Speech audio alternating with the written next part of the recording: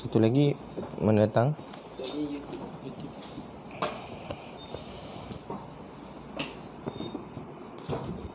Faham. Kucing bang. Selamat tingkat.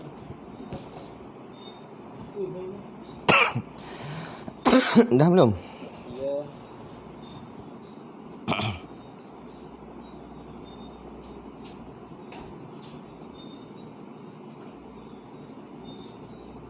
Tidak. Tidak. Assalamualaikum warahmatullahi wabarakatuh.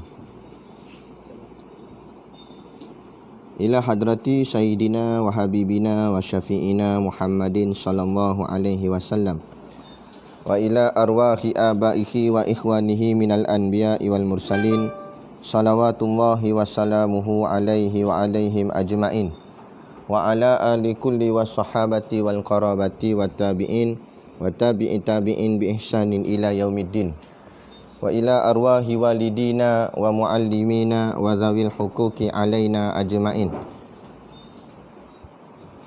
Kucing ni. Wa khususan ila hadrati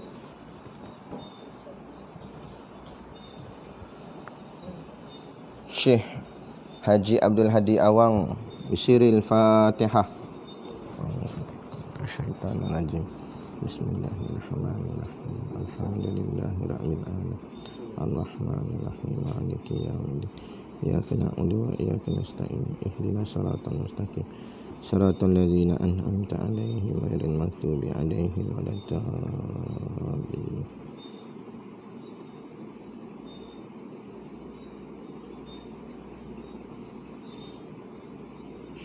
Bismillahirrahmanirrahim. Alhamdulillah.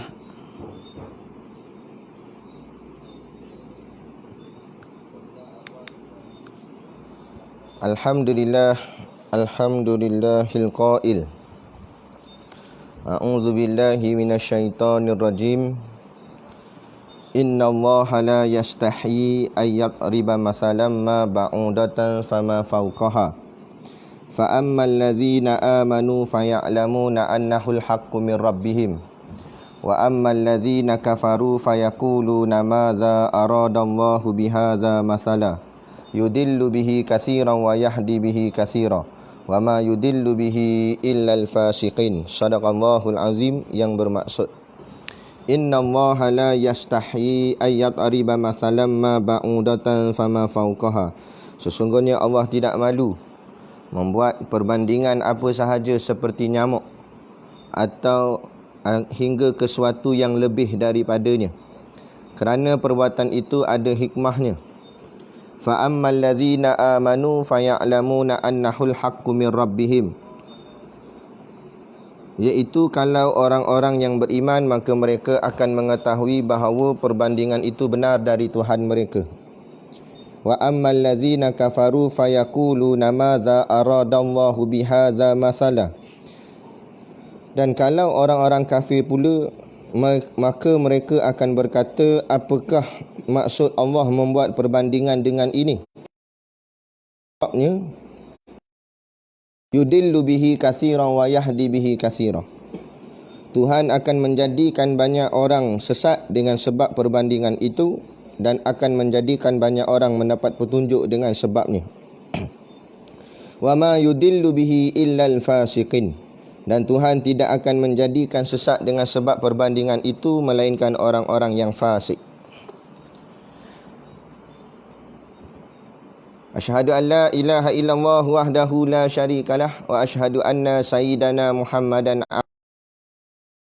Allahumma salli wa sallim ala sayyidina Muhammad wa ala alihi wa ashabihi ajma'in. Subhanaka la ilma lana illa ma 'allamtana innaka antal alimul hakim. Rabbi shrah li sadri wa yassir li amri wahlul 'uqdatam min lisani yafqahu qawli. Wala haula wala quwwata illa billahil aliyil azim. Amma ba'. Alhamdulillah, kita sama-sama panjatkan syukur kehadраtillah Subhanahu wa taala yang dengan limpah dan kurnianya diizin oleh Allah Subhanahu wa taala kepada kita, walaupun kita duduk di dalam yang dikira sebagai kawalan pergerakan, tak boleh nak ke masjid surau, kuliah kita terpaksa ditangguhkan, tetapi kita tetap bersama di dalam satu majlis walaupun kedudukan kita jauh. Malam ni live di Pondok Batu Hampar, Beruas Perak, dan yang menontonnya khususnya kepada sahabat-sahabat yang berada di surau Mentariqat di Sunway. Sepatutnya jadual malam ni kuliah di tempat mereka lah. Jadi malam ni walaupun kita berlainan tempat, berlainan kedudukan, negeri dan sebagainya, tetapi kita dapat disatukan atas nama Islam dalam satu majlis. Moga-moga hari ini Allah satukan kita di dalam satu majlis ilmu walaupun berlainan tempat. Nanti harap-harapnya Allah satukan kita di dalam syurganya pada hari akhirat nanti, insya-Allah. Amin ya rabbal alamin. Yang saya hormati, tak ada pengerusi surau. Saya hormati pelajar-pelajar pondok yang ada lah, kan? Tok guru kita pun tak ada ke Selangor, dan seluruhlah yang menonton pada malam ini, moga-moga kita dapat manfaatnya bersama, insya-Allah. Baik. Jadi kita sambung kitab kita macam biasa, walaupun tak duduk sana, duduk sini pun sambung kitab juga. Iaitu kitab kita Fiqh Al-Harakah dari Sirah Nabawiyah, karangan Tuan Guru Haji Abdul Hadi Awang. Muka surat yang ke-12, nombor yang ke-3 kita sambung lah. Yang di kitab boleh buka kitab lah. Kita baca dulu. Qala al-muallifu rahimahullahu ta'ala wa nafa'ana wa iyyakum bi ulumihi fid daraini amin ya rabbal alamin. Kata pengarang kitab, yang tiga orang-orang Yahudi yang pernah diberi keistimewaan oleh Allah Subhanahu wa ta'ala dengan diutuskan Nabi Musa, Nabi Harun dan nabi-nabi yang lain. Di samping diturunkan kitab Taurat yang menjadi petunjuk kepada mereka, serta sebagai pertolongan membebaskan mereka dari berterusan menjadi mangsa kezaliman dengan cara yang tidak pernah diberi kepada umat yang lain. Tetapi mereka menjadi umat yang tidak layak menjadi contoh yang baik kepada manusia kerana penyelewengan akidah Nabi al-kufar jahat mereka terhadap agama Allah Subhanahu wa ta'ala. Di antara firman Allah yang menyebut hal demikian ialah afatatma'una ayyu'minu lakum wa qad kana fariqum minhum yasma'una kalam Allah thumma yuharrifunahu min ba'di ma aqaluhu wa hum ya'lamun. Apakah kamu berharapkan bahawa mereka akan percaya kepadamu padahal segolongan mereka mendengar firman Allah lalu mereka mengubahnya setelah mereka memahaminya sedangkan mereka mengetahui. Surah Al-Baqarah ayat 75. Firman Allah seterusnya, fawailul lilladzina yaktubunal kitaba bi aidihim thumma yaquluna hadza min indillah liyashtaru bihi thamanan qalila fawailul lahum mimma katabat aydihim wa wailul lahum mimma yaksibun. Maka kecelakaan yang besarlah kepada orang-orang yang menulis kitab dengan tangan mereka sendiri, lalu mereka mengatakan ini dari Allah untuk menempah harga yang sedikit dengannya. Maka kecelakaan besarlah bagi mereka kerana apa yang mereka kerjakan. Surah Al-Baqarah ayat 79. Allah juga berfirman lagi, afakullama ja'akum rasulun bima la tahwa anfusukum mustakbartum fafariqan kadzabtum wa fariqan taqtulun. Apakah setiap kali datang kepada kamu rasul yang tidak sesuai dengan keinginan kamu lalu kamu menyombong diri daripada rasul itu, kamu bohongkan dan sebahagiannya kamu bunuh. Surah Al-Baqarah ayat 87. Ensiklopedia Yahudi menyatakan kemurkaan para nabi di kalangan Bani Israel terhadap penyembah berhala menunjukkan kefahaman keberhalaan juga berlaku di kalangan Bani Israel. Apa yang disebut di atas membuktikan bahawa agama Allah Subhanahu Wa Taala seperti yang diwahyukan kepada nabi-nabi sebelum Nabi Muhammad SAW telah diselewengkan sehingga tidak mempunyai nilai yang sebenar. Baik. Jadi kita sambung Dunia berhajat kepada Rasul. Kemudian dalam kitab ni dia cerita tentang sifat-sifat ataupun kelompok-kelompok penduduk-penduduk jahiliah sebelum kedatangan baginda Nabi sallallahu alaihi wasallam.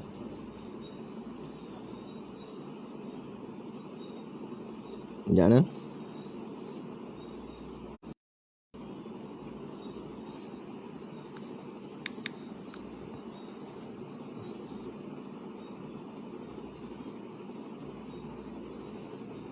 Live okey ya? Okey.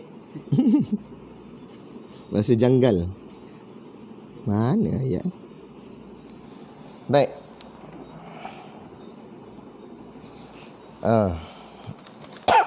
Jadi yang pertama iaitu penduduk semenanjung tanah Arab.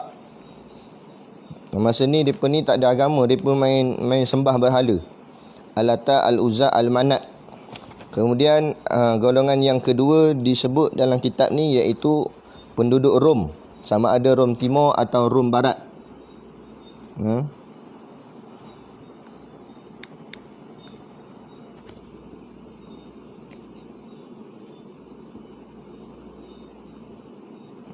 Okey.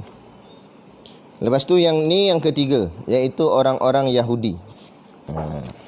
Lepas tu nanti yang akan datang ni cerita pasal Parsi dan tempat-tempat lain lah.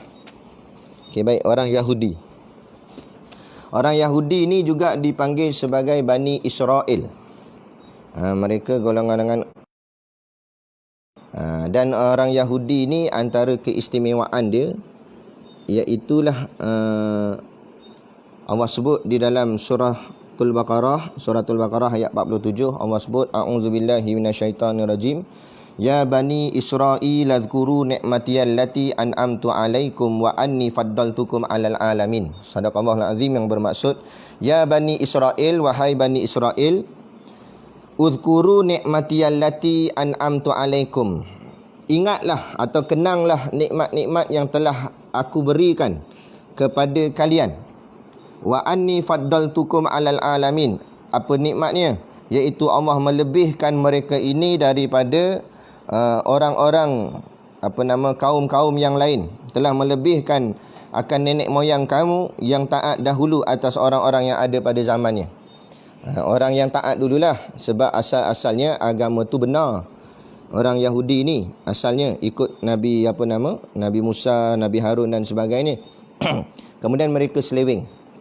Jadi asalnya mereka ni benar. Benar ni kemudian Allah lebihkan pula mereka. Antara kelebihannya, Allah lahirkan di kalangan mereka itu para nabi dan para rasul. Banyak nabi-nabi dan rasul ni datang daripada golongan Bani Israel, orang-orang Yahudi ataupun orang-orang Bani Israel lah. Jadi dia kata sini, orang-orang Yahudi yang pernah diberi keistimewaan oleh Allah Subhanahu Wa Taala. Allah pernah mengangkat mereka ni jadi satu kaum ataupun satu bangsa yang sangat hebat dengan diutuskan Nabi Musa, Nabi Harun dan nabi-nabi yang lain. Nak tengok bangsa atau kaum tu hebat, tengok Allah letakkan nabi di kalangan mereka. Jadi hebatnya golongan Yahudi ni pada ketika dululah, kerana Allah lahirkan di kalangan mereka itu para nabi. Begitu juga Allah angkat pada zaman kita hari ini, Allah angkat golongan Arab. Kerana di kalangan Arab itu ada seorang nabi yang bernama Muhammad, lahir daripada kalangan mereka. Pada asalnya Arab ni bukan ada apa. Betul tak? Bagi contoh, negara Arab, kalaulah tak ada Mekah dengan Madinah di Arab tu, tak ada Kaabah dengan Masjid Nabawi, orang nak pergi Arab nak buat apa? Sani, nak buat apa? Pergi Arab. Tak ada kerja, orang Perak kata. Dan nak pergi melancong pun dia padang pasir. Nak makan buah-buahan, buah tak banyak. Buah kurma, buah anggur. Kalau ikut buah banyak lagi Malaysia. Macam-macam, durian ada. Rambutan ada, macam-macam. Yang atas pokok, bawah pokok, dalam tanah pun ada. Yang sana terhad. Bahagian nak pelancongan, nak mandi sungai celah mana nak mandi? Tak ada sungai, air terjun tak ada. Tak, mana kata nak melancong pun tak kena. Nak makan-makan pun tak kena.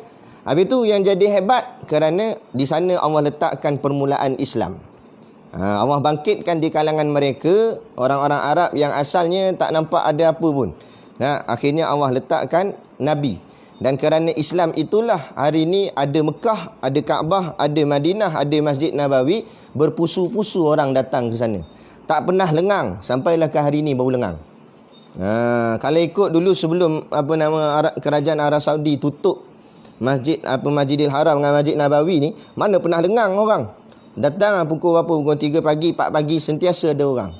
Satu kota yang hebat. Kerana apa hebat? Kerana Islam. Batulah Sayyidina Umar Al-Khattab radhiyallahu anhu berkata dalam khutbahnya, nahnu qaumun a'azzanallahu bil Islam. Kita semua dimuliakan oleh Allah dengan sebab kita bersama dengan Islam.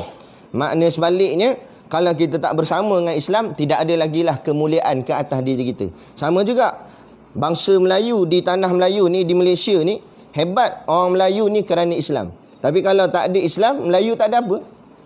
Sebab tu kita Melayu ni lama dah. Sebelum Melayu menerima Islam, Melayu ni beragama Hindu. Dulu-dululah cerita zaman dulu. Zaman dulu-dulu kala. Masa zaman Hindu tu apa benda yang nak dibanggakan dengan Melayu? Tak ada tercatat di dalam sejarah langsung. Seolah-olah Melayu ni macam orang cakap bangsa yang terpinggir waktu tu. Tetapi apabila Melayu menerima Islam, barulah namanya jadi gah. Namanya jadi hebat. Terkenal. Di pesada dunia dan sebagainya. Sehinggakan Kota Melaka jadi sebuah pusat perdagangan yang hebat di zaman waktu tu dulu. Ini kerana apa? Kerana waktu itu kita orang Melayu bersama dengan Islam. Jadi itu je kunci dia. Jadi bila hari ni orang Melayu mula meninggalkan Islam, maka hilang kemuliaan juga kepada orang Melayu kita pada hari ni. Sebab tu apa pun kita balik kepada Islam. Balik kepada Islam. Jadi samalah dalam kisah ni, orang-orang Yahudi, Allah muliakan mereka dengan meletakkan atau mengutuskan akan nabi-nabi seperti Nabi Musa, Nabi Harun dan nabi-nabi yang lain. Baik. Ceritanya asalnya Nabi Musa dulu. Nabi Musa. Tapi mengikut dalam sirah, dalam kitab-kitab tafsir sebagainya, Nabi Musa ni cerdik masa kecil lagi. Jadi masa dia kecil Firaun nak uji dia. Firaun nak uji dia. Sebab penasihat Firaun kata, aku dah tengok budak lelaki ni rasanya dia ni akan menghancurkan tahtamu, kerajaanmu. Sebab tengok dari kecil lagi Nabi Musa dia tak macam budak-budak lain. Dia bukan main guli ke apa tak. Dia budak bijak. Dia tengok pokok lah, tengok alam. Dia macam orang dewasa dah walaupun kecil lagi. Jadi akhirnya nak test kalau betul lah Nabi Musa ni dia maknanya budak hebat, takut-takut bila dia besar esok dia akan jatuhkan kerajaan Firaun. Jadi akhirnya diuji dia. Setengah riwayat kata diletakkan buah kurma dengan satu lagi bara api. Bara api yang warna hitam lah. Dia tak bukanlah kemerah-merahan gitu warna hitam dia, tapi masih lagi ada panas dia. Cumalah tak panas sangat warna merah tu, tapi hitam. Kemudian dibagi kepada Nabi Musa. Nak tengok, kalau Nabi Musa pilih buah kurma, maknanya Nabi Musa ni cerdik. Padahal masa tu Nabi Musa kecil lagi. Maknanya budak ni akan besar esok, akan lawan kerajaan. Sebab budak cerdik. Jadi bila dibagi, Nabi Musa memang nak ambil kurma. Datang malaikat Jibril, tepis tangan Nabi Musa, dia ambil bara tadi. Bila ambil, dia masuk mulut, akhirnya sedikit ada melecur bahagian lidahnya. Atau bahagian mulut dia. Ada sedikit melecur. Maka sebab itulah kata ulama, Nabi Musa kurang petah dalam penyampaian. Dia bijak, boleh cakap, tapi cakapnya ada sedikit orang cakap apa, kona. Bukan kona macam mana Tok Guru sebut macam pelat sikit lah. Bukan pelat sangat, bukan gitu. Ada teruk sangat, mana ada sikit lari. Ada sikit lari gitu. Jadi waktu itulah Nabi Musa minta kepada Allah SWT untuk diutuskan Nabi Harun juga menjadi Nabi untuk bantu perjuangan menegakkan agama Allah ini bersama-sama dengan Nabi Musa. Kemudian sifatnya pula, Nabi Musa dia cengeng, garang, tegas. Adapun Nabi Harun sifatnya lembut, cakapnya pun lembut, cakapnya pun orang cakap apa, perlahan gitulah. Jadi di sini juga Allah nak mengajar kita dalam kaedah uslub dakwah, dalam kaedah menyampaikan dakwah, jangan kita menikam satu sama lain. Jangan bila kita tengok ada sahabat kita yang berjuang dengan cara yang keras, Nah, jangan kita hentam dia sebab itu salah satu uslub. Nah, kemudian bila kita pula yang jenis tegas, jenis keras, nampak ada kawan-kawan kita yang berdakwah dalam keadaan cara yang lembut, cara yang halus pun jangan kita pertikai. Itu juga adalah salah satu uslub dakwah. Apapun kedua-dua kita matlamatnya sama. Sama ada yang keras atau yang lembut, matlamatnya al-Islamu ya'lu wa la yu'la alaih. Meletakkan Islam itu di atas sehingga tidak ada apa yang lebih atas daripada Islam. Jadi sama. Jadi kita kembali kepada tujuan dan matlamat kita. Jangan cari perbalahan di antara kita. Kerana kafir sangat seronok bila kita berbalah-balah sesama kita. Jadi kita cari titik persamaan. Samalah dalam konteks kita yang berjuang dalam arena politik, sedangkan ada sahabat yang lain berjuang dalam arena tabligh dia. Nah, walaupun berlainan kaedah kita, tetapi matlamat sama. Tabligh pun nak letakkan Islam di atas, kita yang dalam politik Islam pun nak meletakkan Islam di atas. Jadi jangan kita hentam tabligh hentam kita dan sebagainya. Tak kena. Jadi itu musuh lagi sonok lah. Tengok kita gaduh sesama kita sendiri. Jadi begini juga. Nabi Musa dan Nabi Harun boleh bekerjasama walaupun kadang-kadang sifat mereka ada tak berapa sama. Tapi boleh untuk menegakkan agama Allah pada umat dia. Di samping diturunkan kitab Taurat, Allah turunkan kepada Nabi Musa itu akan kitab Taurat. Kalau kitab Injil pada siapa? Sini. Kitab Injil. Ini masuk live ni. Jangan salah jawab. Nabi Isa AS. Jadi kitab Taurat Nabi Musa. Kitab Zabur abang? Muhammad. Kan? Adam. Kan juga Najib kan. Nabi Daud alaihi salam. Kena ingatlah tu. Jadi tu. Di samping diturunkan kitab Taurat yang menjadi petunjuk kepada mereka sebagai pertolongan, membebaskan mereka dari berterusan menjadi mangsa kezaliman dengan cara yang tidak pernah diberi kepada umat yang lain. Baik. Ujian yang sangat besarlah. Nabi Musa ni salah seorang daripada Rasul Ulul Azmi. Kenapa disebut Ulul Azmi? Kerana ujiannya sangat berat. 5 Rasul tu ujiannya sangat berat. Salah seorangnya Nabi Musa AS. Bukan sakat pada nabinya, malah kepada umatnya juga. Dikatakan juga semayang Isyak ni disebut dalam kitab Syarah Syarah Sulamul Munajah Safinati Solah, karangan Imam Nawawi Al-Bintani. Dia kata antara sejarah solat Isyak bermula pada zaman Nabi Musa AS, di mana ketika Nabi Musa meletak tongkat dia terbelah laut tu, lepas daripada laut tu, Nabi Musa semayang 4 rakaat. Kerana tanda syukur kepada Allah. Yang pertama kerana saudaranya Nabi Harun. Yang kedua, Allah selamatkan isterinya. Yang ketiga, Allah selamatkan anak-anaknya. Yang keempat, Allah selamatkan kaumnya. Itu antaralah hikmah. Selebihnya wallahu a'lam. Itu yang disebut di dalam kitab. Jadi Allah turunkan pada Nabi Musa itu kitab Taurat. Tujuan Taurat itu untuk menyelamatkan mereka atau membebaskan mereka daripada menjadi mangsa kezaliman, yakni golongan kafir, iaitulah Firaun. Dengan konco-konco dia. Baik, jadi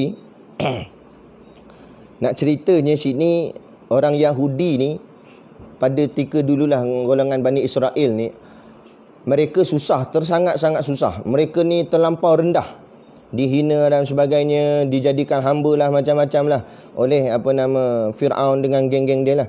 Tetapi Allah selamatkan mereka, Allah tolong mereka, Allah angkat mereka. Allah bantu mereka dengan pelbagai-bagai kesusahan. Kalau nak baca ayat dia terlampau banyak. Dalam suratul Baqarah terlampau banyak Allah ceritakan, daripada ayat boleh rujuklah masing-masing daripada ayat 40 sampai dekat 60 lebih rasanya ayat cerita tentang Bani Israel ni. Macam-macam lah Allah beri pada mereka. Allah bantu mereka. Kemudian apa jadi? tetapi mereka menjadi umat yang tidak layak menjadi contoh yang baik. Allah tolong mereka, Allah buat mereka dengan berbagai-bagai pertolongan, tetapi mereka ni, kata Syekh pengarang kitab ni, mereka tidak layak menjadi umat ataupun contoh yang baik kepada manusia. Kerana apa? Kerana penyelewengan akidah dan lain-lain. Kerana mereka masa susah, ya sungguhlah ikut kepada ikut agama Allah ni, ikut Nabi Musa. Tapi bila saat senang, mereka lupa. Ni juga kita ambil iktibar daripada apa yang berlaku kepada kita pada hari ini. Beginilah. Masa Islam pada susah, as-sabiqun al-awwalun, masa mula-mula orang mula-mula Islam, dari kalangan apa? Kalangan orang fakir miskin, dari kalangan hamba, orang susah-susah, hidupnya pun susah. Ada yang ditorture Saidina Bilal, diletakkan batu atas badan. Ada yang disula daripada punggung sampai ke mulut. Masa tu susah. Tapi susah macam tu, imannya mantap. Sedikit pun tak goyang, sedikit pun tak lari. Ditorture lah macam mana pun tak goyang, tak lari. Hari ni Islam tu semakin lama semakin mudah, semakin senang, semakin senang, semakin senang. Bila semakin senang, tengoklah apa yang jadi pada diri kita. Berkira-kira dengan agama Allah. Sombong dengan agama Allah sendiri, pertikai.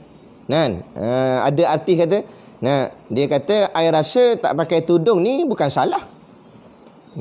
Sebab tudung-tudung ni hak individu. Dia nak pakai, pakailah. Dia tak nak pakai, kita tak boleh marah dia. Kita jawab, kepala otak mu berjambul. Nampak? Sama mana mu belajar? Tengok IC tulis nama Islam. Bila IC Islam, makna muka ni ikut Islam, bukan ikut kepala otak sendiri. Ikut apa yang telah digariskan dalam Islam, Quran dan hadis. Ini dah manusia menjadi sombong, maka dengan sebab sombong itulah Allah turunkan kemurkaannya, maka bala menimpa. Bila bala menimpa, bukan hanya orang yang jahat sahaja yang kena, malah seluruh, termasuk orang-orang yang baik, orang-orang yang taat kepada Allah juga terkena. Tapi tak apa, nanti kita akan satu riwayat daripada sahabat Saidina Umar, cerita tentang apa perkara kebaikan yang kita dapat ataupun kenikmatan yang kita dapat daripada bala yang Allah turunkan. Kerana dalam nikmat itu ada bala, dalam bala itu ada nikmat. Kita kena hati-hati, kan? Kadang-kadang contoh, dalam nikmat itu ada bala. Kadang-kadang Allah bagi kita senang hidup, senang, kereta ada, motor ada, kaya apa semua. Tapi kadang-kadang dalam senang tu bala ada. Apa bala? Bukan bala tu masuk rumah dia terbakar tak. Tapi bala dia tak boleh lekat di masjid. Bala tu duit banyak. Macam hari ni juga. Antara bala yang tertimpa ke atas kita hari ni, walaupun duit kita berkepuk, tapi tak boleh masuk Masjidil Haram, tak boleh masuk Masjid Nabawi. Baru dapat khabar berita kata Masjid Nabawi di pagarnya ditutup, habis dikunci. Tak boleh masuk langsung dah sekarang ni. Sebelum ni boleh tak masuk sikit-sikit, lepas ni dah tak ada dah. Jadi maknanya kalau kita duit banyak pun kita mampu bayar double. Tiket travel ni selalunya dalam 7,000. Kita ada duit 14,000, kita bayar double, triple pun tak boleh masuk tak. Kenapa? Zahirnya kita nampak Arab Saudi yang sekat, tapi hakikat siapa sekat? Allah. Itu satu bala tu. Bukan sakat Masjidil Haram, Masjid Nabawi, masjid kat kampung kita tak boleh pergi dah. Allah sekat, tutup dah pagar, dia tulis notis, tidak dibenarkan solat berjemaah sehingga 31 Mac. Tak boleh masuk dah. Sebab apa Allah beri bala tu? Kuliah tak ada dah. Sebab apa Allah beri bala gitu? Ini kerana orang Islam pada hari ini tidak menghargai masjid, maka Allah tarik nikmat masjid. Tak apa asal dah solat jemaah, kan? Orang Islam tak hargai nikmat mengaji ilmu kuliah, Allah tarik nikmat kuliah. Alim ulama, para asatizah, tok-tok guru tak ada rugi walaupun sedikit. Melainkan mana-mana ulama yang mencintai dunia, dia akan rasa rugi. Dia ada rugi, habis tak ada kuliah, kami tak ada duit. Itu dia akan nampak kalau dia cita-citanya dunia. Tapi kalau cita-citanya akhirat, dia tak ada rasa rugi. Sebab apa tak rasa rugi? Sebab ilmunya tetap kekal di kepala dan amalnya boleh ditingkatkan sebab masa banyak kosong. Tapi ada orang, kita jumpa seorang ustaz, dia tulis kat dalam grup WhatsApp geng masjid. Bila masjid semua stop, tutup, tak ada kuliah, Ustaz tu boleh kata apa? Habis macam mana ustaz-ustaz yang menjadikan kuliah ni sebagai sumber pendapatan? Lepas tu ada seorang ustaz masuk. Dia kata sumber pendapatan, dia buat tanda soal. Maknanya dia faham mengajar kuliah ni nak cari duit. Ni yang rosak ni. Ini yang ulama su. Ulama yang jahat. Ulama yang hubud dunia. Nak ceritanya kalau ulama pun sudah ada mencintai dunia, apatah lagi kita yang ular dalam semak. Kita yang bukan ulama ni lagi lah. Ulama ayat Quran dalam kepala, hadis dalam kepala, sirah dalam kepala. Dalam duk hafal sirah, dia boleh nak dunia. Ada. Macam mana kita yang dalam kepala memang dunia dah. Kan? Tapi nikmatlah Allah jadikan walaupun di masjid lain semua stop, tak ada pengajian dan sebagainya, kita di pondok masih lagi diteruskan pengajian walaupun dengan serba kekurangan dan sebagainya. Kita dapat bersama dengan tok guru kita. Itu satu nikmat. Kalau kita tak nampak itu nikmat, habislah kita, susahlah kita. Kan? Itu satu nikmat. Kita dapat terus mengaji. Macam pesan tok guru pagi tadi, itu salah satu teguran yang kita kena ambil masuk dalam hati kita. Tok guru suruh kita bersungguh-sungguh. Kita jadikan masa yang terluang selama 14 hari dalam kurungan ni, tak boleh pergi ke mana ni, kita jadikan diri kita sebagai kurungan juga. Kurungan ni dalam bahasa Melayu, dalam bahasa Arab dipanggil iktikaf. Lepas tu dipanggil iktikaf di masjid. Maksud iktikaf di masjid artinya kita mengurung diri kita di masjid. Kita kurung duduk dalam masjid. Kenapa nak kena kurung dalam masjid? Bukan suruh kunci pintu masjid, tak. Tapi maksudnya duduk dalam masjid tu, duduk dalam masjid takkan nak buat maksiat. Takkan nak nari bogel dalam masjid, tak? Macam ni? Tak. Jadi kurang-kurang duduk dalam masjid baca Quran. Kalau tak buat apa pun kita tidur dalam masjid, jadi pahala tak? Jadi pahala. Tu maksud. Jadi Allah jadikan kita hari ni terkurung. Tak boleh ke mana 14 hari ni. Kita gunakan manfaatnya untuk mencari kebaikan-kebaikan. Masa terluang begitu banyak. Jadi apa lagi nak buat? Kita bukan ada urusan-urusan lain sangat dah. Melainkan khidmat kita. Jadikanlah khidmat itu sebagai satu ibadat. Segala kerja buat kita tu, walaupun hasilnya tak ada ke, walaupun tok guru tak bagi imbuhan dan sebagainya, tapi jadikan imbuhannya dibayar nanti di hari akhirat. Jadi pahala yang sangat lumayan. Kalau kita nampaklah pahala berapa banyak Allah nak bagi hari akhirat, sikit pun kita tak akan minta pada tok guru kita walaupun 1 sen. Sebab kita nampak akhirat tu lebih banyak. Tapi kalau kita meminta-minta bahagian dunia, maka tak adalah bahagian akhirat untuk kita. Jadi terpulang pada kita lah. Dia gitu. Baik. Tapi mereka menjadi umat yang tidak layak menjadi contoh yang baik. Kerana mereka yang pertama sekali menyeleweng akidah. Menyeleweng akidah. Lepas tu satu lagi kita nak memberi penjelasan kepada masyarakat awam.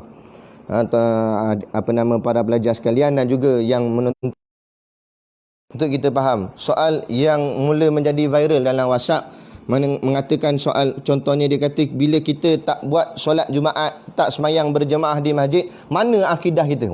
Cakap macam nampak hebat. Tapi tidak berlandaskan ilmu, tapi hanya semata-mata berlandaskan emosi. Situ tidak kena. Agama ni paling asas dia ada 3 ilmu paling asas, iaitu tauhid, fiqh, tasawuf. Apabila ulama mengeluarkan hukum mengatakan tidak diharuskan solat berjemaah di masjid, kemudian ditangguhkan solat Jumaat sehingga pada sementara waktu, maka hukum ini bukan terletak dalam ilmu tauhid, tapi terletak di dalam ilmu fiqh. Kerana ia hukum, ianya berkait dengan soal ibadat. Fiqh ni soal ibadat. Jadi semayang masjid, semayang Jumaat itu fiqh. Adapun dia kata mana akidah kita? Akidah kita tak lari.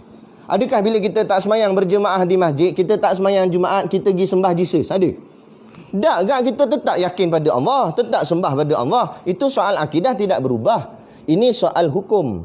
Ini soal kewajipan solat Jumaat. Ditangguhkan sementara waktu, bukan sengaja, bukan sebab jom heboh kita tangguh. Tapi kerana perkara yang melarat, yakni masalah mudarat, yakni wabak penyakit dan sebagainya. Macam tok guru kita sebut dah, mana boleh main hakikat saja. Ni jenis penyakit kat ni. Jenis yang tak mengaji langsung, jahil, dia syariat pun dia langgar. Dia sonok lah bab-bab ni, kata ni bagus, tak ada sembahyang Jumaat ni bagus ni, dia kata. Itu jenis tak ngaji langsung, bodoh, jahil. Ada yang terlampau mengaji pula, bukan salah dia mengaji, tapi tak kena cara mengaji tu, tak ikut step. Gopoh dalam pengajian pun salah satu sifat mazmumah. Nah, akhirnya mengaji ni konon-konon dia sudah mencapai ke tahap yang tinggi. Nah, dia rasa macam dia ahlul hakikat sangat. Konon-kononnya bila tak semayang apa semua ni, kita membelakangkan Allah. Ada pula gitu. Nah, siapa kita nak bercakap berbanding dengan para mufti, alim-alim ulama? Kalau setakat mufti Malaysia boleh tahan kira. Ni mufti Mesir cakap. Mufti dunia cakap. Nak hukum menangguhkan solat Jumaat tu boleh sekiranya perkara mudarat lebih mendatangkan bahaya. Dah tiba-tiba kita baru ngaji pondok, ikat serban pun sengit lagi. Nah, contohlah. Tiba-tiba nak cakap Allah lebih daripada ulama besar lagi. Tu tak kena. Nah. Jadi kita walak taat sudahlah. Sebab tu lagi mengaji jadi macam apa nama? Padi. Lagi naik dia lagi tunduk. Lagi mengaji lagi kita tunduk. Bukan lagi mengaji lagi kita rasa hebat dengan ilmu kita. Banyak mana ilmu. Nah, macam Tok Guru sebut pagi tadi. Nah, Tok Guru kata kitab hikam, kitab Minhajul Abidin ni dalam ilmu tasawuf baru kitab sederhana. Maknanya ni benda tu susah dah bagi kita, tapi sederhana. Agaknya macam mana kitab lagi tinggi. Nah, dalam sederhana pala kita tunduk dah depan rehal. Kalau lagi tinggi bawah rehal saja. Tu kata kan, maknanya tinggi ilmu.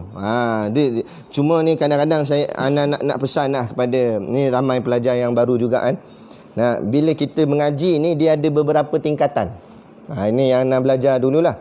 Bila kita mula-mula masuk pondok atau mula-mula kita menceburkan diri dalam ilmu ni, pertama sekali kita akan teruja. Itu makam pertama.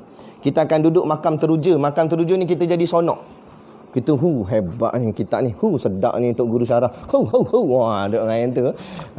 Dia rasa sonok sangat. Masa tu kita akan nampak perubahan dia.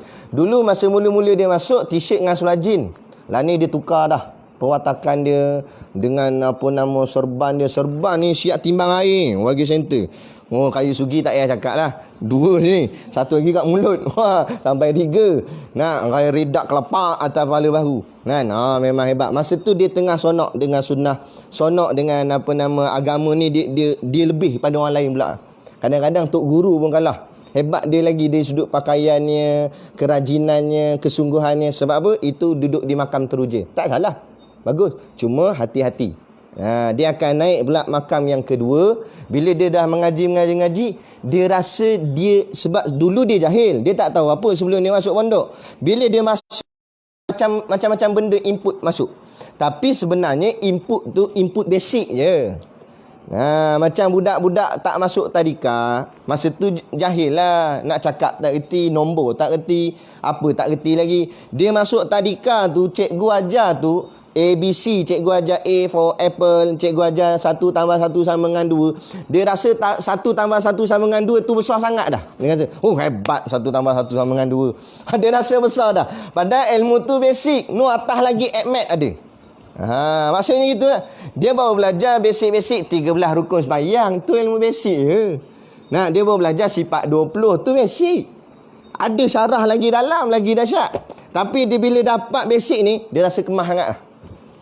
Mula dia akan duduk di makam sombong. Masa tu setan akan tolong dia.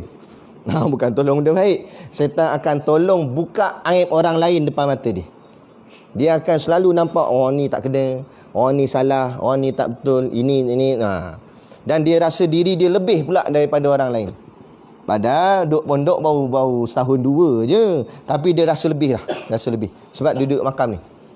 Ana pun pernah lalui benda macam ni. Tapi kita sebab tu kita kena berdamping dengan ulama, terima dengar nasihat Tok Guru. Jadi bila kalau dia boleh bertahan, tak jadi rosak pada kedudukan ni, dia akan naik ke makam yang ketiga. Tapi dia kena lepaslah tingkat yang kedua ni. Hati-hati dalam tingkat kedua ni. Kalau dia berjaya menstabilkan diri dia supaya jangan jadi teruk, memang dia akan nampak salah orang, tapi dia kena kawal balik diri dia. Kalau dia nak nasihat pun, biar nasihat yang berguna, jangan dengan nasihat mencela. Bila dia boleh bertahan, dia akan naik ke makam yang ketiga. Naik makam yang ketiga, baru dia kenal ustaz-ustaz di keliling atau ulama-ulama di keliling. Pada peringkat awal, dia tak kenal lagi. Yang dia kenal Tok Guru dia seorang. Itu yang masa tu dia akan bangga-bangga dengan Tok Guru dia semata. Tok Guru aku, Bukan salah Tok Guru, salah dia jadi taksub. Tapi bila dia berjaya naik ke makam yang ketiga, dia akan nampak ulama lain lagi macam-macam hebat. Dia kenal tok guru ni, dia kenal tok wali ni, dia kenal syekh ni, kenal ni. Dia akan nampak. Bila dia nampak orang-orang yang hebat di keliling ni, dia akan rasa kecil. Macam kita kak, contoh. Kita semayang kat masjid. Bila kita pandang kanan, pandang kiri, kita nampak budak-budak tafiz je semua. Dengan jubah putih, dengan kopiah, kelabu sampai hitam. Kita tengok, kita rasa hebat lah pada diri kita tu. Tak payah buat warok lah. Mesti ada sikit nak. Kita tengok, budak-budak sebelah aku, betul tak? Kita melangkah ke depan jadi imam tu, tak ada siapa suruh pun kita pergi. Sebab kita tengok kita lebih tua dan yang budak-budak je. Kita baca surah confident tak? Ambil surah Al-Ma'idah terus baca. Sebab belakang kita tengok budak ni bukan reti sangat kalau aku salah pun. Nampak? Kita rasa steady je, tak rasa apa-apa. Berbeza dengan situasi yang kedua, kita pandang kanan, ulama semua. Tok Guru Siddiq Noor, Tok Guru Haji Hadi, Ustaz Nasruddin Tantawi. Pandang belah kiri Ustaz Nasruddin satu lagi apa? Nasruddin Daud kan? Ustaz Tuan Man, orang macam-macam hebat ulama-ulama semua. Nak tengok belakang pula Jordan, Syria, Afghanistan, macam-macam semua. Tengok janggut-janggut gini hebat. Kita rasa nak ke depan jadi imam. Walaupun dalam jadual tu memang kita imam. Nak ke depan tak? Tak, sebab apa tak? Kita rasa kecil waktu tu. Dia akan rasa kecil. Kalau sungguh pun tok kata, entah imam kan. Kita kena girak tok guru suruh. Tapi melangkah ke depan tu, langkah dengan segak ke langkah dengan menggigil? Kengkang terus jalan. Baca surah Fatihah gagak lah. Maliki Yaumiddin sangkut. Tiba-tiba lupa. Nampak dah nervous sangat. Maliki. Tak payah kata surah Al-Ma'idah ke apa. Dia akan jadi kecil, dia akan rasa nervous, dia akan rasa takut. Sama. Bila kita betul-betul mengaji, kita dah kenal ulama, kita akan rasa kecil je. Kita akan rasa malu dengan ilmu kita. Allah, ilmu aku ciput je. Ilmu aku macam budak-budak. Ilmu aku macam tadika. Nak banding dengan ilmu alim-alim ulama. Bila tahap gini, baru dia naik di tingkat yang kelima, makam kelima. Barulah dia akan berjalan dengan elok insya-Allah. Kalau dia boleh bertahan. Barulah dia nampak hidup dia ni bukanlah nak mengejar kegopohan, tapi dia mencari ilmu untuk nak dia beramal. Dan dia rasa malu kerana ilmunya banyak tapi amalnya sedikit. Dan dia malu nak menyata pada orang dia ada ilmu. Baru dia jalan elok. Tapi macam Tok Guru cakap juga, malu tu kita kena timbal balik. Bila kita diperlukan untuk mengajar, kita kena mengajar. Sebab itulah tanda syukur Allah beri kita pada ilmu. Syukur kita pada ilmu dengan kita memberikan ilmu tu pula kepada orang lain. Cumanya kalau kita nak tawaduk dan sebagainya, kita tak payah sebut kita mengajar, kita sebut kita berkongsi ilmu. Tu yang kadang-kadang kita pun guna dalam kuliah. Kita kata, tuan-tuan, ana ni kira kongsi ilmu lah. Kalau ikut tuan-tuan, mungkin tuan-tuan mengaji lama dah banding ana ni. Kita muda-muda lagi baru belajar. Tuan-tuan mungkin dah baca dah kitab, tapi mungkin kadang-kadang ada perkara yang tuan-tuan dah terlepas pandang. Sebab dah lama dah tinggal kitab dan sebagainya. Jadi ini kita macam ingat balik je. Itu kan. Jadi tak adalah istilah kesombongan, istilah kita rasa kita lebih daripada orang dan sebagainya. Jadi jangan jadi macam orang Yahudi, dia sombong. Sebab dulu dia rendah, Allah angkat dia sehingga dia rasa dia lebih daripada orang lain. Dia rasa dia, sebab itulah orang Yahudi dia anti dengan Rasulullah. Orang Yahudi dia boleh terima Allah sebagai Tuhan, tapi dia tak boleh terima Nabi Muhammad sebagai Nabi. Sebab dia kata, manakan mungkin Muhammad ini lahir dari kalangan orang Arab. Sepatutnya Nabi akhir zaman lahir daripada golongan kami. Sebab golongan kami ni golongan yang hebat, yang dimuliakan. Tu sombong.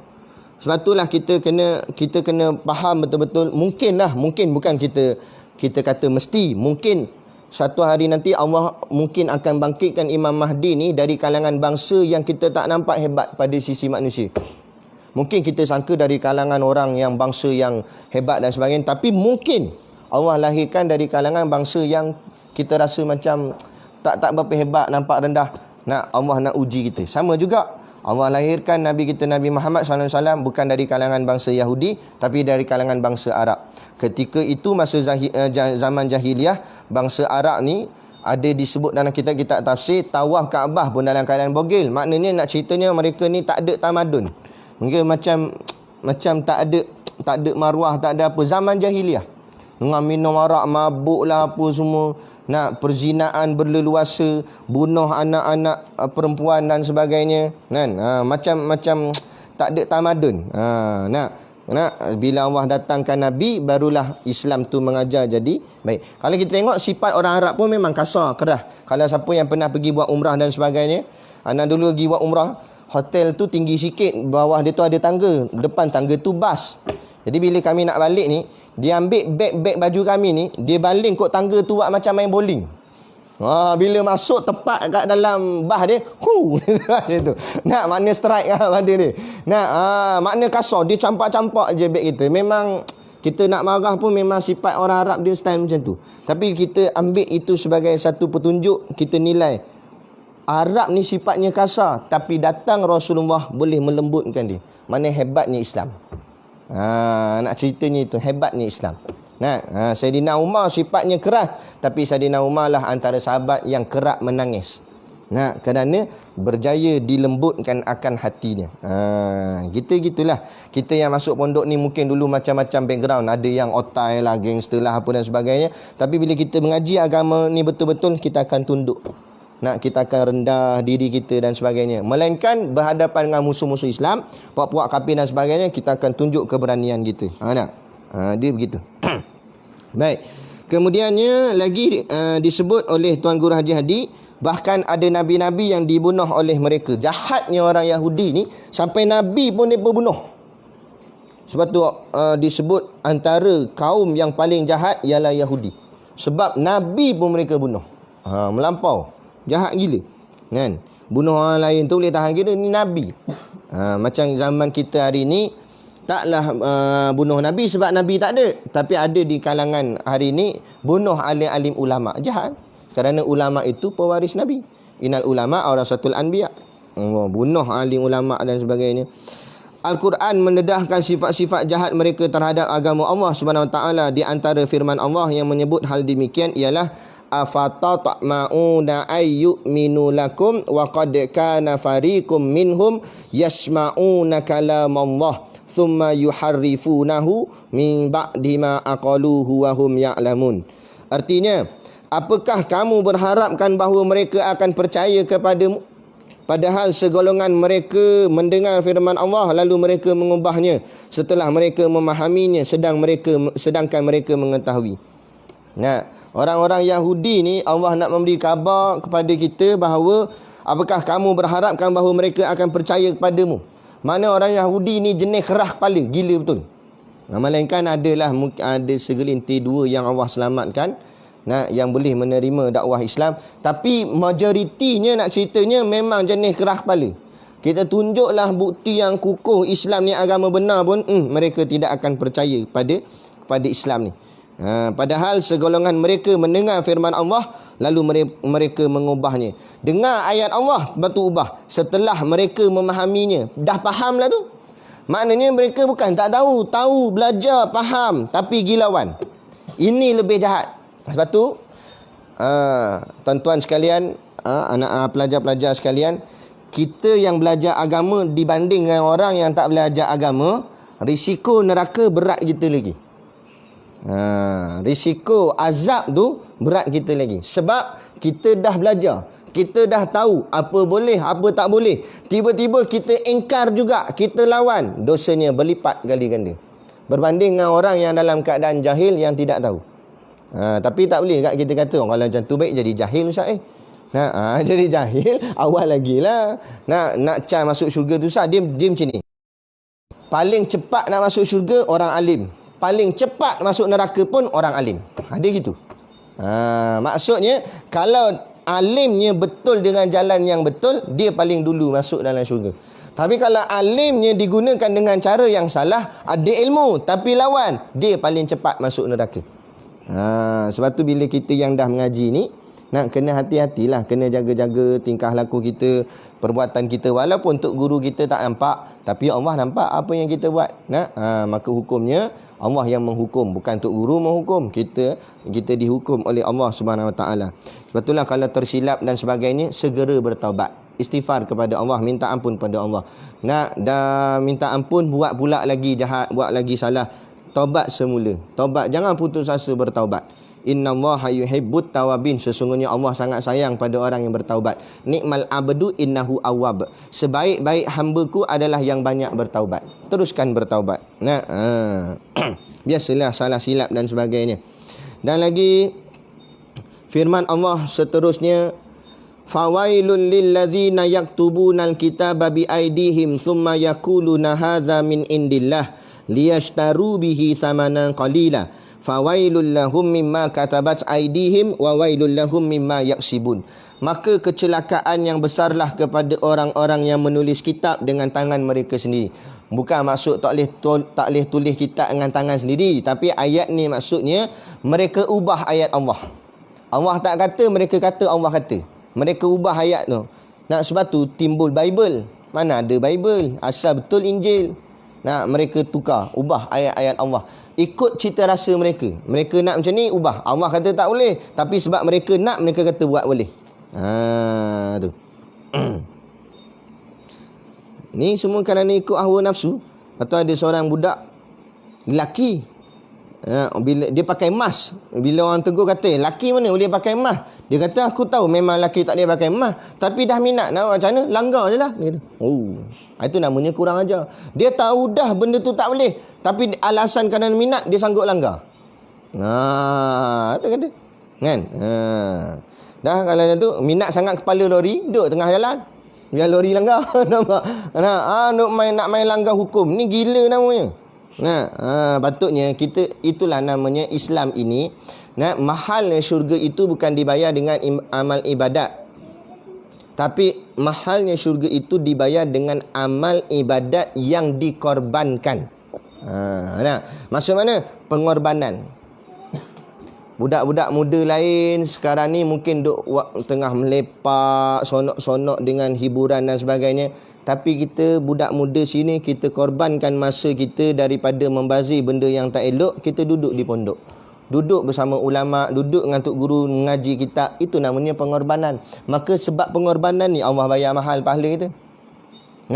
Sembahyang tu bukan nak bangga kita nak berapa banyak rakaat, tapi sembahyang itu kita korbankan masa daripada duk tengok TV, orang lain duk tengok TV, tengok video, tengok bukan-bukan. Kita korbankan masa sonok-sonok tu dengan mendirikan solat-solat sunat. Itu namanya korban. Korban tu Allah bayar mahal. Bukan sebab kes sembahyang tu, tapi sebab pengorbanan. Tapi kalau sembahyang kita nak cepat segera lepas tu kita nak bangga kita sembahyang 20 rakaat, apa tu bukan pengorbanan. Tuhan nak mengejar kuantiti 20 rakaat tu. Kan? Jadi bukan pasal 20 rakaat tak 20 rakaat. Sebab tu kata ulama, walaupun sekadar 2 rakaat tapi sembahyangnya penuh dengan nilai tawaduk, tunduk pada Allah, maka 2 rakaat lebih nilai daripada 200 rakaat. Kan? Lepas tu biar kita nak kena faham, apa yang kita nak buat biarlah dengan pengorbanan. Duduk di pondok, anda bagi tips. Kalau nak jadi cepat ilmu tu, bukan nak jadi cepat alim, tapi nak cepat ilmu tu dapat masuk dalam kepala, mudah faham apa yang diajar oleh guru. Kita buat pelbagai-bagai pengorbanan untuk kita. Maksud korban ni apa dia? Maksud korban, sesuatu yang kita suka sangat, sesuatu yang kita nak sangat, tapi kita sanggup ketepikan kerana Allah, kerana agama. Tu namanya korban. Kita sanggup ketepikan. Kalau kalian boleh buat benda ni, sendiri akan rasa macam Tok Guru cakap pagi tadi. Siapa makan gulai, dia lah terasa manis ni. Nak cerita pun tak erti. Lamalah kita nak cakap pun susah. Melainkan orang yang buat, dia akan nampak hasil dia. Cuba kita buat. Jangan benda yang memang kita tak minat, lepas tu kita pun, itu kan korban. Contoh, pengorbanan ni maksudnya baju tu baru beli, kita lama dah cari ni. Memang kita cari sangat dah baju tu. Jubah ni, contohlah Dr. Yusof Kadawi je pakai, kita pun dapat. Sama je nama macam dia apa semua. Tiba-tiba ada kawan baik kita, dia tolong kita apa semua, kita sanggup korbankan jubah yang mahal kita beli tadi, susah nak dapat tadi, kita bagi kat dia. Tu panggil pengorbanan. Benda yang kita sayang sangat, kita sanggup beri, maka Allah akan ganti yang lebih baik daripada tu. Allah akan ganti yang lebih lumayan daripada tu. Allah akan ganti yang lebih hebat daripada tu. Soalnya kita percaya ataupun tidak percaya. Bergantung. Terpulang. Nak. Sungguh ni. Kan? Kita buatlah. Korbankan masa tidur kita. Nak. Orang mengaji pondok selalunya tidur lewat. Tapi bukan sebab main game. Bukan sebab tengok movie. Tapi sebab nadah kitab. Sebab ngapal matan. Dia tidur lewat. Kemudian dia bangun awal sebab tidurnya sedikit. Tidurnya 2 ke 3 jam je tidur dia. Sikit saja. Awal pula bangun ngerjakan tahajud dan sebagainya. Kan? Dia gitu. Kalau kita boleh korbankan hidup kita macam tu, memang kita akan jadi orang yang hebat. Percayalah. Ana pernah jumpa dah, walaupun budak ni IQ ni tak hebat mana. Kita tengok result SPM ke apa sekolah dia dulu kebangsaan pun bukan budak cerdik, tapi sebab dia sanggup korban kerana agama dan khidmatnya pada guru dan adabnya tinggi pada guru, Allah beri ilmu pada dia yang kita tak sangka-sangka. Dia boleh jadi orang yang hebat. Jadi bukan masalah saya ni otak lembab ustaz, bukan masalah lembab tak lembab. Allah buat kita semua sama. Kita kena bersangka baik, husnuzon dengan Tuhan. Jangan bersangka buruk. Seolah-olah bila kita kata Allah buat otak saya lembab, maknanya Allah mencela kita. Maknanya Allah mengurangkan kita. Allah bagi orang lain hebat, Allah bagi kita tak hebat. Maknanya kita telah menghina Allah. Tak baik cakap begitu. Allah bagi kita semua ni hebat. Cuma kita yang tidak menggunakan kehebatan itu untuk dipamerkan di jalan Allah. Kita kena usahakan dia. Ada setiap daripada kita. Maka kecelakaan besar bagi siapa yang tulis ayat-ayat Allah ni dengan tangannya sendiri. Maknanya mereka reka untuk menempah harga yang sedikit dengannya. Maksudnya disanggup ubah-ubah ayat-ayat Allah, hukum-hukum Allah kerana nak dapat imbuhan-imbuhan ni tadilah. Tadilah. Jadi menteri ke, jadi apa ke, sanggup tukar ayat-ayat Allah, hukum-hukum Allah demi kerana jawatannya pasal, gaji punya pasal, dunia punya pasal. Jadi kita betulkan. Kita yang mengaji pondok bukan mengejar itu. Kita ni tuan-tuan pelajar sekalian, beruntunglah kita dapat mengaji dengan guru kita, Tuan Guru Siddiq Noh. Kerana Tok Guru Siddiq Noh ni sampai ada orang pernah kata pada saya dia hikam bergerak. Maknanya kitab tu duduk dalam dada dia dah.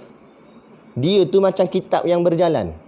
Amalan dia tu bukan amalan, dia amalan kitab dah segala tingkah laku dia.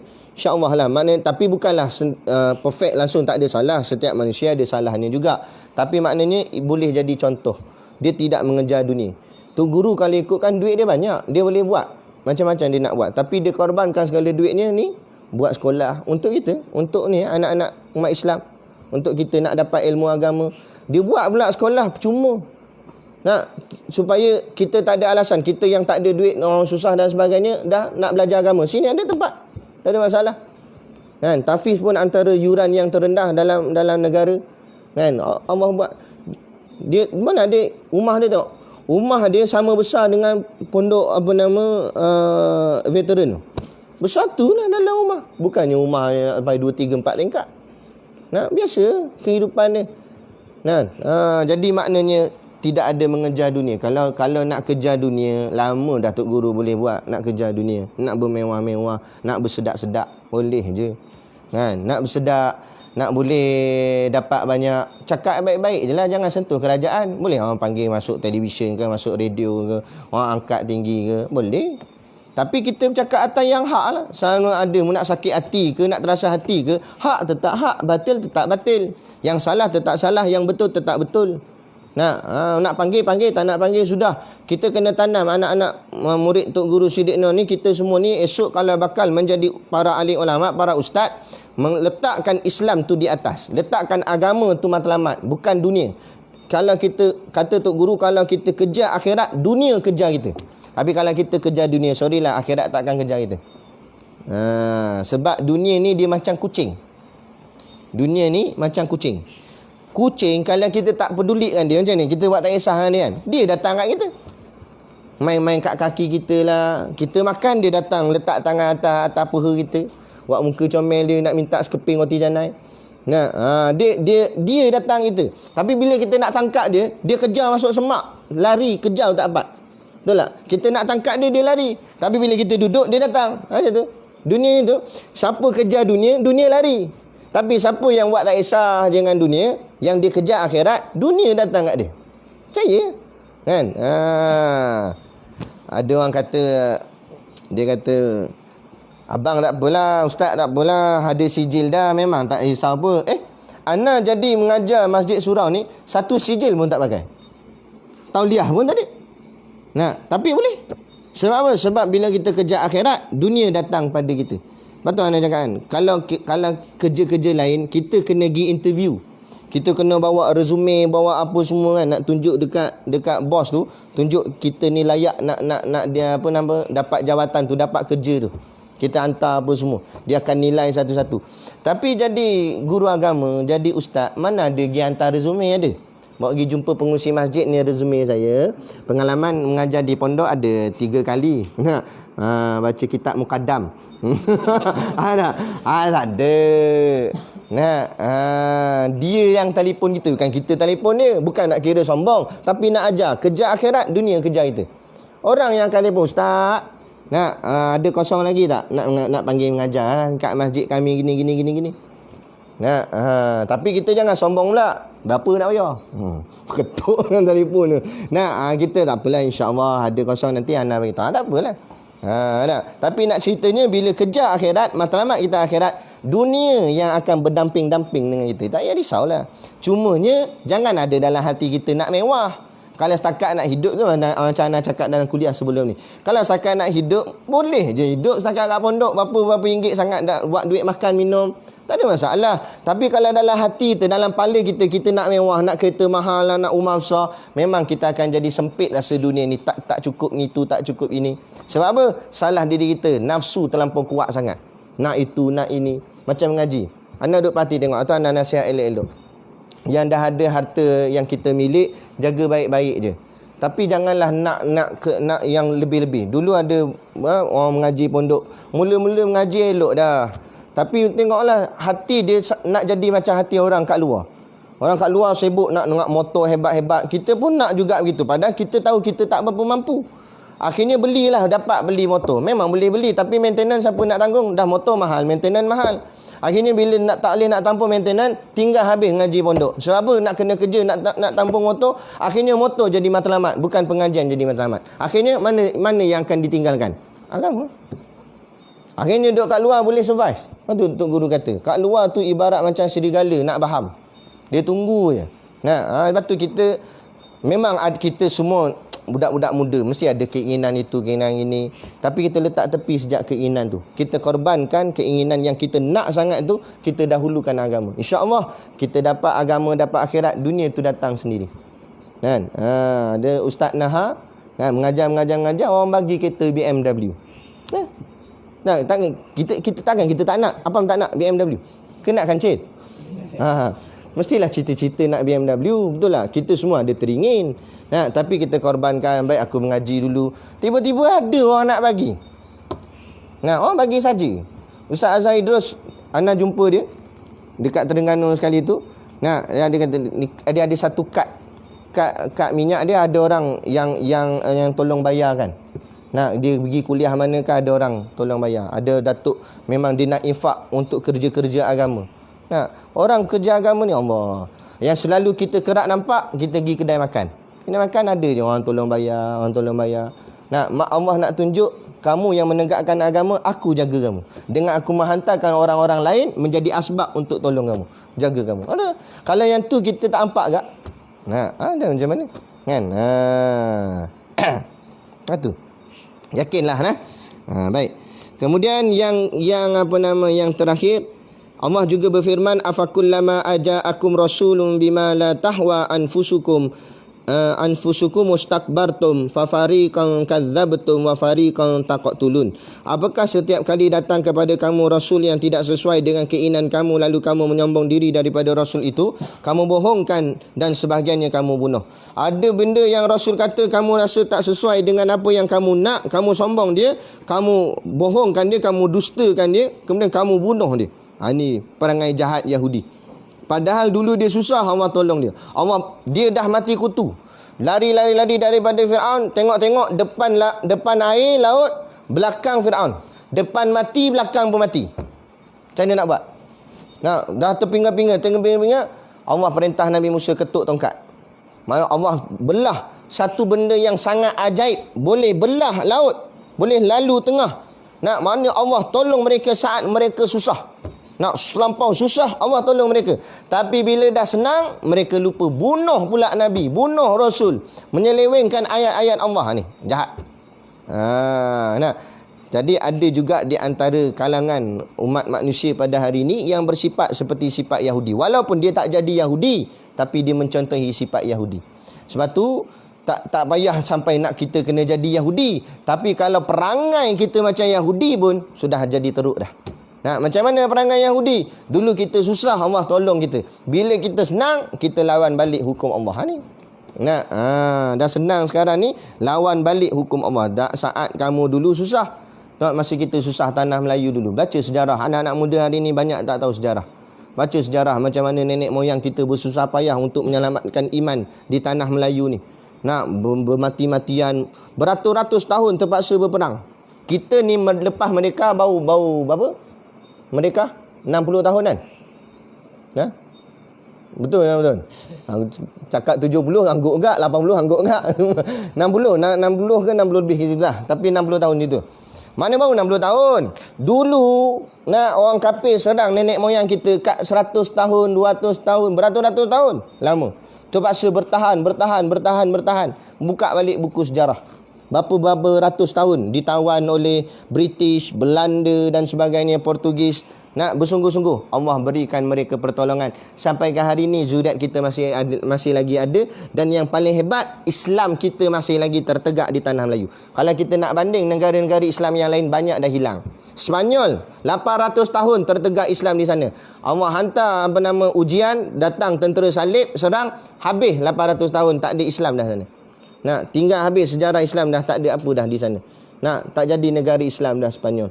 Nak Filipina begitu. Nah, kerajaan Rohingya tu dulu satu kerajaan Islam. Tapi tengok dah jadi orang cakap apa?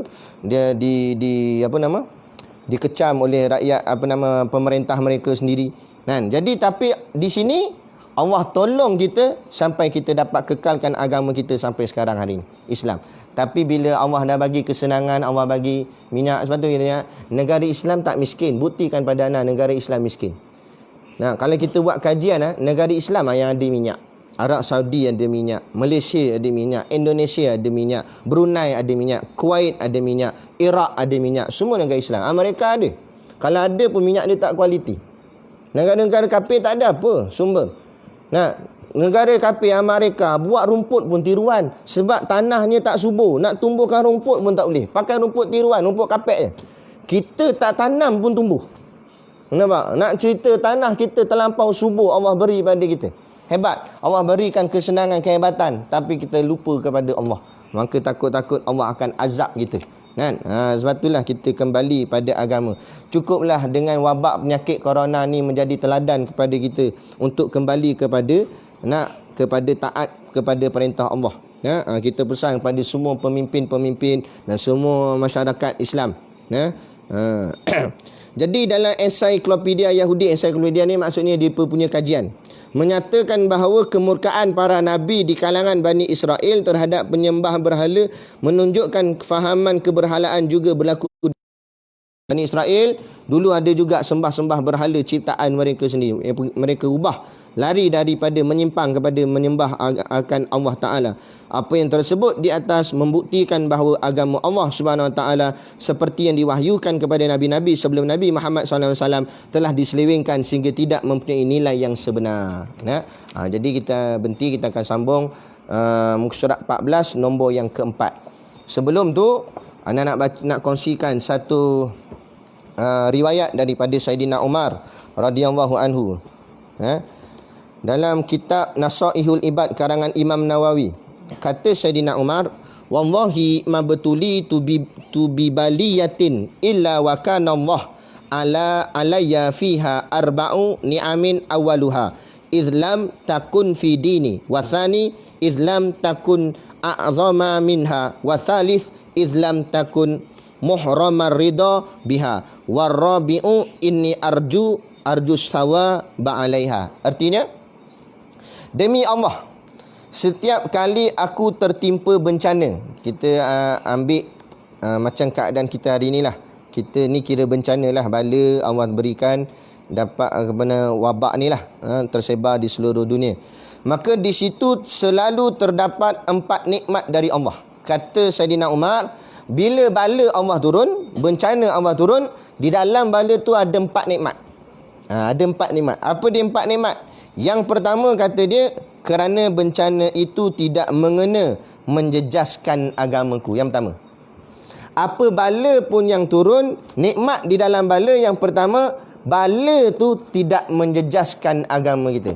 Kalau dia jejas pun mungkin jasad kita. Kalau dia jejas pun mungkin harta kita. Contoh tsunami, rumah yang hancur, agama tak hancur. Macam wabak corona ni, kalau terkenalah andai kata jasad sampai menyebabkan kematian, yang matinya jasad, imannya tak mati, agamanya tetap hidup. Nah, itu nikmat.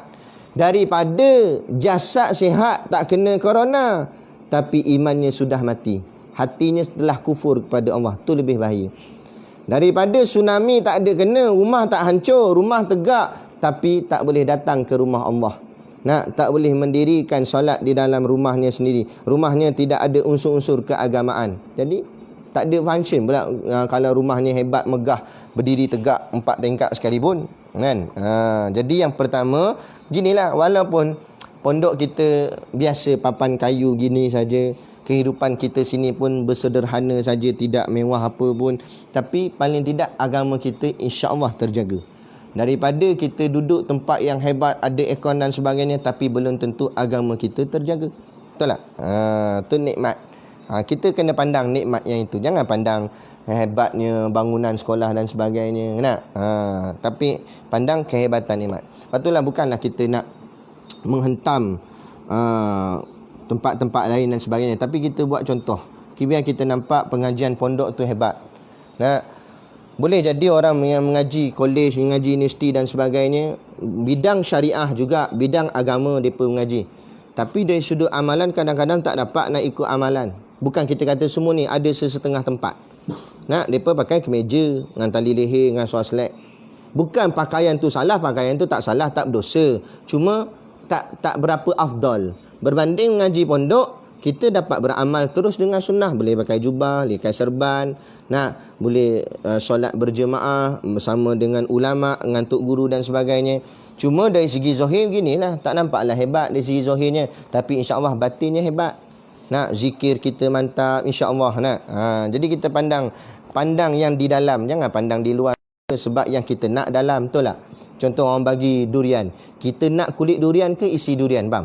Megang kulit, darah mulut-mulut. Yang kita nak isi kulit buat apa? Kulit kita buang gitu ya.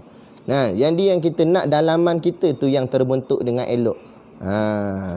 Tapi kalau luar dan dalamnya cantik, itu lagi terbaik, kan? Baik. Wasani, dan yang kedua, kata Sayyidina Umar, kerana bencana itu tidak lebih berat daripadanya. Kerana bencana yang Allah beri ni taklah seberat yang lebih berat daripada dia. Macam kita nampak dah, corona ni berat, tapi Allah boleh bagi lebih berat daripada corona sebenarnya. Tapi kita syukur kurang corona ni setakat ni. Contohnya corona ni, setelah macam anda sebut hari itulah, dibuat kajian, kita dengar kupasan daripada doktor, katanya virus ni dia tak boleh hidup lama. Dia hidup dalam 14 hari je. Kalau dia tak boleh lompat kepada perumah yang baru dipanggil perumah, ataupun manusia lain, dia akan mati macam tu je. Sebab tu konsep yang mereka sekarang ni guna, bukannya mereka bagi ubat, memang tak ada ubat. Mereka cuma kuarantinkan. Kemudian mereka tengok sakit orang tu macam mana. Kalau orang tu kurang, tak boleh bernafas, dia bagi oksigen. Kalau orang tu demam, dia bagi ubat demam. Dia kira buat macam tu je. Sampai akhirnya bakteria tu, virus tu, dia tak boleh melompat ke orang lain sebab tak ada orang keliling dia. Akhirnya dia duduk kat situ, lepas 14 hari dia mati macam tu je. Jadi maknanya dahsyat-dahsyat dia pun dia tetap ada kelemahan. Kerana Allah nak tunjuk siapa yang paling kuat, siapa yang tak ada kelemahan. Allah. Tapi macam mana pun, bila namanya makhluk, sehebat mana pun masyarakat dunia berkata tentang dia, dia tetap makhluk. Bila dia makhluk, dia tetap ada kelemahan. Jadi jangan kita terlampau takut. Kita sekarang ni bukan takut, kita mencegah. Mencegah bukan takut. Macam Tok Guru kata, kita duduk tepi jalan bukan sebab kita takut dengan lori, tapi kita mencegah daripada memudaratkan kita. Bodohlah duduk tengah jalan. Nah, aku berani tu bukan berani, tu bodoh, bengong. Mencegah duduk tepi dulu. Bila dah tengok jalan semua selamat, baru lintas, sama tak? Nah, jadi yang kita tak buat solat jemaah, kita tak buat solat Jumaat dan sebagainya, kemudian kita jarak 1 meter, tu bukan takut, itu mencegah. Lepas tu biar kita faham. Jadi syukur pada Allah, nikmatnya Allah tak beri lebih berat daripada ni. Maknanya still juga dia ada kurang, dia akan hilang juga. InsyaAllah kita yakin kepada Allah. Kemudian yang ketiga, kata Saidina Umar, bila bala itu datang, bencana itu datang, kerana bencana itu tidak menghalangi redha Allah. Walaupun bencana tu menimpa, tapi Allah tak terhalang redha Allah pada kita.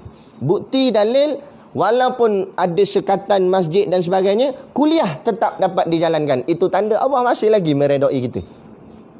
Kita masih lagi boleh duduk di pondok bersama dengan Tok Guru, boleh mengaji. Itu tanda kita, Allah masih lagi reda pada kita. Kita masih lagi boleh semayang, kita masih lagi boleh berzikir, Allah reda pada kita. Yang Allah tak reda ni macam tadi kita sebut, sehat, zikir tak boleh dah dalam sehat. Hari ni itulah kita nak tegur kat masyarakat, kalut dengan WhatsApp sekarang ni. Bila dah dalam keadaan macam ni, bukan suruh sibuk tengok WhatsApp, suruh sibuk tengok Quran lah. Minta pada Allah untuk angkat balik azab ni, bala ni, wabak ni. Tapi tengok, kita tinggal seminit tengok, noti cerita pasal wabak ni lah. Yang ni nak cerita kereta kebal dah datang lah, yang ni dia kata askar mula nak masuk. Dia kalut yang itu. Suruh kalut ni, minta pertolongan Allah. Dia kalut tu, post sana, post sini. Kan? Dia akhirnya masa dia habiskan dengan hanya tengok WhatsApp, bukan tengok ayat Quran, bukan nak tengok hadis Nabi ke apa dan sebagainya. Kan? Tu. Yang keempat, yang terakhir, bila bala bencana datang, lantaran bencana itu aku dapat pahala darinya. Bila bala Allah datang, jangan nampak bala semata, tapi daripada bala tu Allah kurniakan pahala pada kita kerana kesabaran kita. Kita sabar mengharunginya dan kita terus taat kepada Allah. Sebab itulah hebatnya manusia itu yang kadang-kadang sehingga malaikat pun teruja, kerana mereka ada halangan tapi mereka tetap boleh taat. Jadilah kita buktikan kepada Allah SWT, walaupun Allah sekat masjid daripada solat berjamaah, tetap kita dirikan semayang berjamaah di rumah bersama keluarga.